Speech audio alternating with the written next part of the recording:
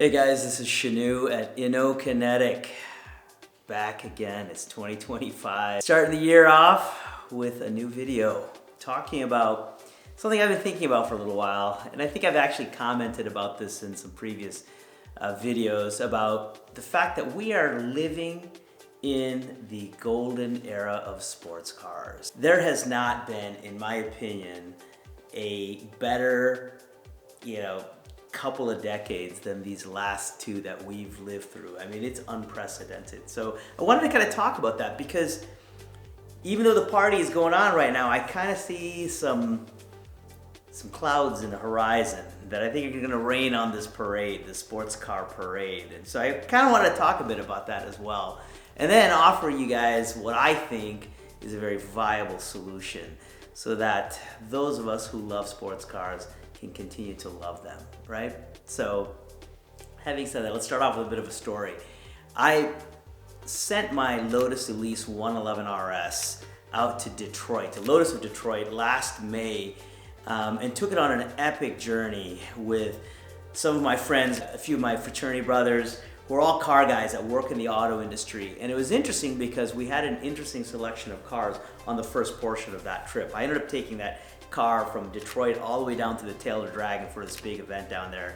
Had a great time. Maybe you saw one of the previous videos. Anyhow, the four cars that were on the first part of the journey was my '05 Elise 111 RS, a new Supra. Provost was driving a new Supra. He's a Toyota ride and handling engineer. One of my fraternity brothers had a '99 E36 M3. He's also a trained driver, BMW CCA instructor. And then Dwinell had a C7 Corvette, which I think was 2019-ish. So we had kind of an interesting stretch here, about 25 year span of cars that we were all driving. We're all enthusiastic drivers, all experienced on the racetrack, and going out there and having fun with these cars. And it was amazing the speeds that we were able to maintain, the amount of fun that we were having with those cars. Unbelievable, right? And cars that were priced anywhere from roughly $40,000 up to probably, let's say, $70,000, $80,000, right? And so just amazing times that we had on that trip. So what kind of hit me is, wow, if you think about the selection of cars that we have right now, it is truly unprecedented. I mean, there are cars in every price point, and there has been for quite some time now. If you think about affordable cars like a Miata, a Toyota GR86, they changed the name from FRS, right? And the Subaru BRZ, a Civic Type R. I mean, there are cars, Mini Coopers, that are in reasonably, affordable price ranges. I mean, Hyundai even has some really good, these N cars that are remarkably good, right? And then you look at the mid-tier, options that are out there, cars like Caymans and Lotus Emiras and Supras and Corvette C8s. I mean, these are unbelievable cars for within that price category. And you got the supercars as well, right? You've got 911 turbos, you've got the GT3 RSs, you've got Ferrari SF90s and Lamborghini Revueltos and McLaren 675 LTs, and you go on. I mean, the selection of cars in every single category is outrageous. I mean, it's just absolutely amazing to me how many cars exist. And then there's still that hypercar class, right? Cars that are just multiple millions of dollars, cars like the Aston Martin Valkyrie or that new Ferrari hypercar, the F80, the McLaren, W1, and of course the other cars that are out there, in that class. And there's more, obviously Koenigseggs and Paganis, these very esoteric and boutique cars. So the selection of cars, is just unbelievable, and I would argue unprecedented, right?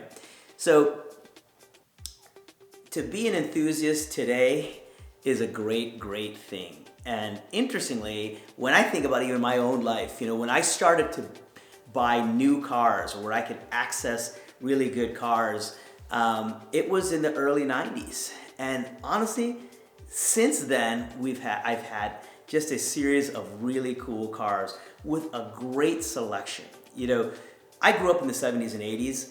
Of course, I didn't have a driver's license until the mid 80s, but the reality is the cars that were produced then, frankly, pale in comparison to cars from even 20 years ago. You know, the Lotus Elise, let me just use that as a perfect example. The Elise came to the US in 2005 and does 0 to 60 in about 4.5 seconds, right? High 4 seconds. If you look at sports cars from the mid 80s, Mustang GT, it was slower. A Ferrari 288 GTO was similar speed. Lamborghini Countach, I think, similar 0 to 60 times, right? Well, I can tell you the handling of the Elise is significantly better than all of those cars, right? And I guarantee the brakes were much better than all those cars, right? So my point is that the performance that manufacturers have been able to achieve in these last couple of decades is absolutely staggering, right? Here's a 4-cylinder sports car that can outpace V8, powerful supercars of the mid 80s, right? So the interesting thing though is as our cars have become more and more modern, they're also having to meet all of these legislations. And that is really what I would say is one of our first really big threats to this whole sports car parade, right? Governments are mandating things that are making sports cars more and more complicated, which results in cars that are significantly heavier, right? So we have computers controlling so many aspects of cars. In fact, I'd argue most of the supercars and hypercars out there are very, very much computer controlled. And frankly, it's permeated every one of those classes of car, right? And from requiring anti-lock brake systems to lane assist to now even speed limiting technologies. The EU, frankly, mandated last year that every car must come with a speed limiter. And that apparently will give you chime warnings when you are exceeding the posted speed limit. And you know where this is headed.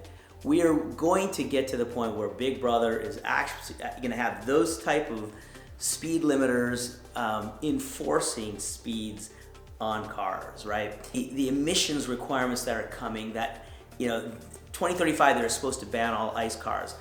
Most governments are backpedaling on that requirement now, right? But it's still going to be pushed upon us, and that's just going to change the nature of the types of cars that we're going to have access to, particularly in the affordable price ranges and mid-tier. So those are a couple of things that I personally think are going to kind of rain on this sports car parade.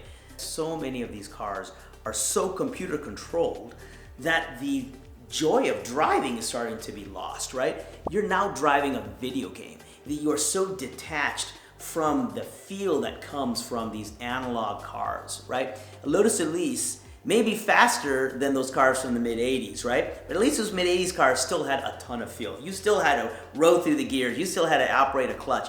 You still were a part of the action, right? So when I look at this situation and say, wow, we have got some serious threats to the future of sports cars, right?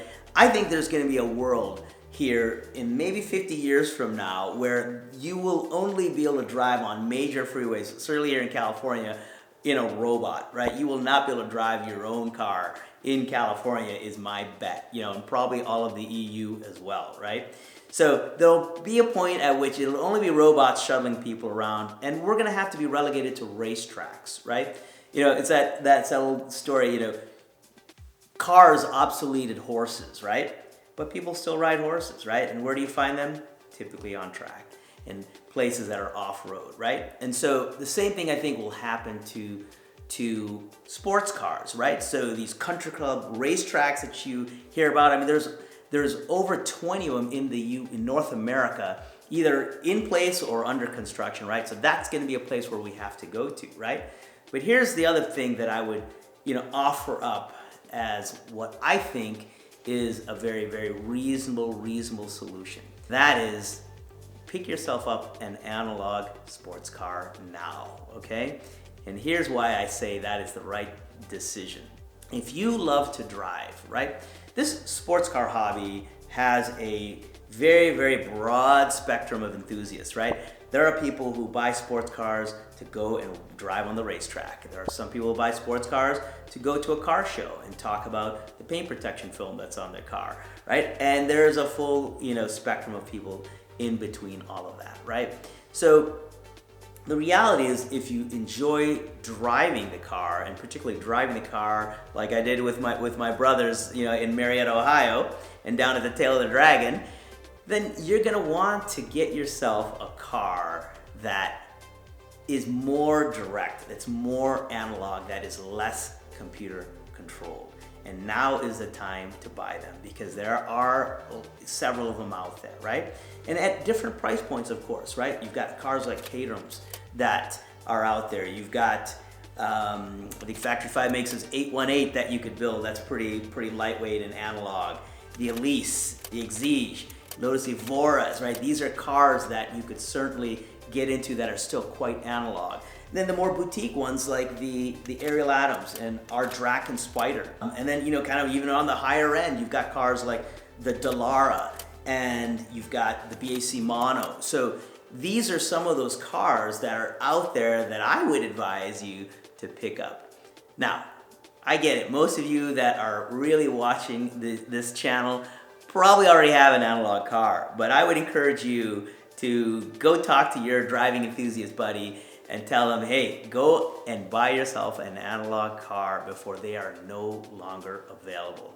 The manufacturers are having a harder and harder time meeting all these legislative requirements, and frankly, consumer requirements as well, right? Consumers are also demanding more comfort, more luxury, more entertainment, more things that they've got to pack into these cars. I mean, God, if you look at what's considered lightweight nowadays is 3,500 pounds, which is absolutely crazy, right? So anyhow, go get yourself an analog sports car if you don't already have one, because that is going to be your ticket to salvation, right? So anyhow, I hope you enjoyed that video, guys. I really feel that we are living in this wonderful, wonderful time, right? But there are some of these dark clouds that are kind of on the horizon. So get yourself a fun car right now. And I tell you, even an original Miata is such a hoot to drive.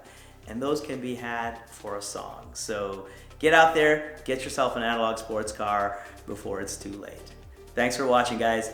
Leave some comments down below. Tell us what your analog sports car favorites are, and what you think about these upcoming legislations and requirements that are happening around the world. Love to hear your comments. Thanks for watching.